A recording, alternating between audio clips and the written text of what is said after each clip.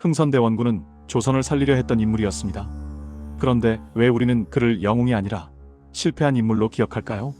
백성들의 지지를 받던 개혁가가 어쩌다 조선을 고립시킨 독재자로 불리게 되었을까요? 오늘은 흥선대원군이 왜 영웅에서 욕먹는 인물이 되었는지 그 과정을 하나씩 따라가 보겠습니다. 이 대원군이 등장하기 전 조선은 이미 무너지고 있었다. 흥선대원군이 권력을 잡기 전 조선은 사실상 정상적인 나라가 아니었습니다. 정치는 세도 가문이 장악했고 왕은 이름만 있는 존재로 전락했습니다. 안동 김씨 같은 특정 가문이 조선을 자기 집처럼 운영하던 시기였습니다. 벼슬은 돈으로 거래됐고 관리들은 백성을 세금으로 쥐어짰습니다.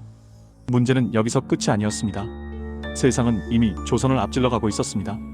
서양은 산업혁명으로 군사력과 경제력을 키웠고 일본은 근대화를 준비하며 변화하고 있었습니다. 하지만 조선은 여전히 우리는 유교 국가다라는 명분에 갇혀 있었습니다. 안에서는 썩고 밖에서는 폭풍이 몰려오는 상황. 그때 등장한 인물이 흥선대원군이었습니다. 3. 흥선대원군은 원래 권력과 거리가 먼 사람이었다. 흥선대원군 이하응은 왕족이긴 했지만 정치에서 밀려난 사람이었습니다. 오랫동안 조정과는 상관없는 삶을 살았고 힘없는 왕족으로 지내야 했습니다. 그러던 중 철종이 후서 없이 죽습니다. 조선은 새 왕을 세워야 했습니다. 그리고 이 혼란 속에서 흥선대원군은 한수를 둡니다. 아직 어린 왕을 세우면 자신이 대신 정치를 할 수 있다는 걸 알았던 겁니다. 그렇게 선택된 인물이 12살 소년 고종이었습니다. 고종이 왕이 되자 흥선대원군은 실질적인 권력자가 됩니다. 그리고 조선은 그때부터 완전히 다른 방향으로 움직이기 시작합니다. 4. 대원군이 영웅이 된 첫 번째 이유, 세도 정치를 깨부쉈다.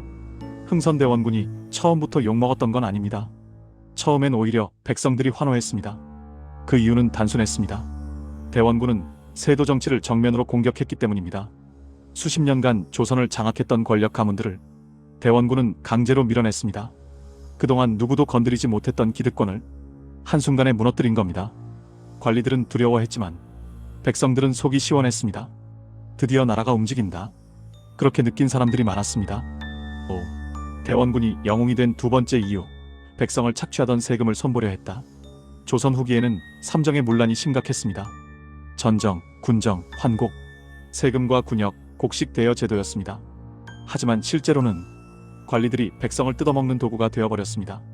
없는 곡식을 빌려줬다며 이자를 뜯어내고 군대에 안 가는 대신 돈을 내게 만들고 세금을 부풀려 걷어들였습니다. 대원군은 이 문제를 정리하려 했습니다. 완벽한 해결은 아니었지만 적어도 나라가 백성을 버렸다는 분위기를 처음으로 뒤집으려 했던 인물이었습니다. 6. 대원군이 영웅이 된 결정적 이유, 서원을 철폐했다. 흥선대원군이 가장 강하게 밀어붙인 개혁은 서원 철폐였습니다. 서원은 원래 유학교육기관이었지만 조선 후기에는 완전히 변질돼 있었습니다. 세금을 내지 않고 지역 권력을 독점하고 양반들의 사적 조직처럼 운영됐습니다. 그리고 서원은 정부도 함부로 건드릴 수 없는 성역이었습니다. 그런데 대원군은 이 서원들을 전국적으로 철폐해버립니다. 수백 개를 없앴습니다. 양반들은 충격을 받았고 백성들은 속이 뻥 뚫린 느낌이었습니다. 이때 대원군은 정말 영웅처럼 보였습니다. 7. 그런데 경복궁을 다시 짓기 시작하면서 분위기가 달라졌다. 흥선대원군은 경복궁 중건을 추진합니다. 명분은 그럴듯했습니다. 무너진 왕권을 다시 세우겠다. 조선의 상징을 되살리겠다. 하지만 문제는 돈이었습니다. 조선의 재정은 이미 바닥이었고 궁궐을 지을 여유는 없었습니다. 그런데 대원군은 방법을 선택합니다. 바로 백성들에게 돈을 걷는 것이었습니다. 8. 원납전, 백성들에게는 강제 세금이었다. 경복궁을 짓기 위해 등장한 것이 원납전입니다. 원납전은 말로는 자발적 헌납이었습니다. 하지만 현실은 강제였습니다.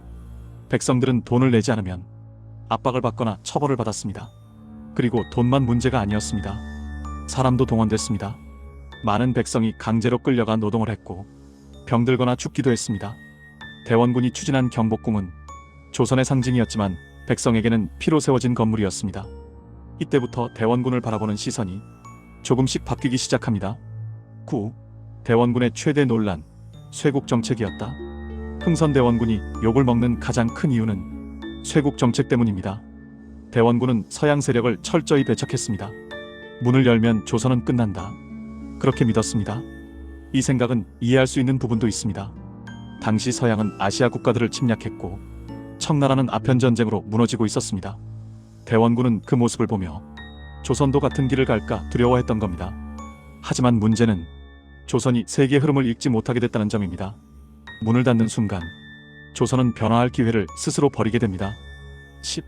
병인양요. 대원군은 이것을 승리라고 착각했다. 1866년 프랑스가 조선을 공격합니다. 이 사건이 병인양요입니다. 조선은 강화도에서 프랑스군과 싸웠고 결국 프랑스군은 철수합니다. 이때 대원군은 확신합니다. 봐라, 서양도 결국 물러간다. 하지만 현실은 달랐습니다. 프랑스가 물러난 건 조선이 강해서가 아니라 프랑스 입장에서 이득이 적었기 때문이었습니다. 그런데 대원군은 이를 조선의 승리로 받아들입니다. 그리고 쇄국 정책을 더 강하게 밀어붙입니다. 11. 신미양요. 조선이 기술 격차를 체감한 사건이었다. 1871년 이번엔 미국이 조선을 공격합니다. 이 사건이 신미양요입니다. 미국은 통상을 요구했고 조선은 거부했습니다. 결국 전투가 벌어졌고 조선군은 용감하게 싸웠지만 무기 수준이 너무 달랐습니다. 총과 대포, 군함, 조선은 기술력에서 압도당했습니다. 이 사건은 조선이 깨달아야 했던 순간이었습니다. 싸움이 아니라 시대가 바뀌었다. 하지만 대원군은 여전히 문을 닫았습니다. 그리고 조선은 점점 더 고립됩니다. 12. 대원군의 개혁은 정리였지 미래 설계는 아니었다. 흥선대원군은 분명 개혁가였습니다. 부패한 기득권을 쳐냈고 서원을 없앴고 왕권을 강화했습니다. 하지만 그의 개혁에는 한계가 있었습니다.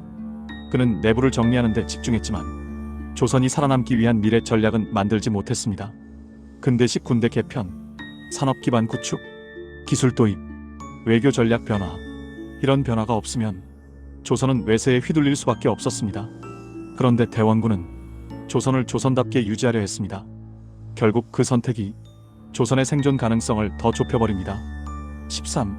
결정타는 권력 싸움, 명성황후와의 갈등이었다. 대원군이 몰락한 직접적인 이유는 권력 다툼이었습니다. 고종이 성장하면서 대원군은 권력을 내려놓아야 했습니다. 하지만 대원군은 쉽게 물러나지 않았습니다. 그리고 고종의 왕비 명성황후가 등장합니다. 명성황후는 정치력이 강했고 민씨 세력을 키우며 영향력을 넓혔습니다. 대원군은 민씨 세력을 경계했고 민씨는 대원군을 제거하려 했습니다. 결국 고종은 결단합니다. 이제부터 내가 직접 정치를 하겠다. 그리고 대원군은 실각합니다. 하지만 조선은 그 과정에서 더 큰 혼란에 빠져들게 됩니다. 14. 흥선대원군은 영웅인가 독재자인가? 흥선대원군은 한 가지로 정의하기 어려운 인물입니다. 그는 조선을 살리려 했습니다.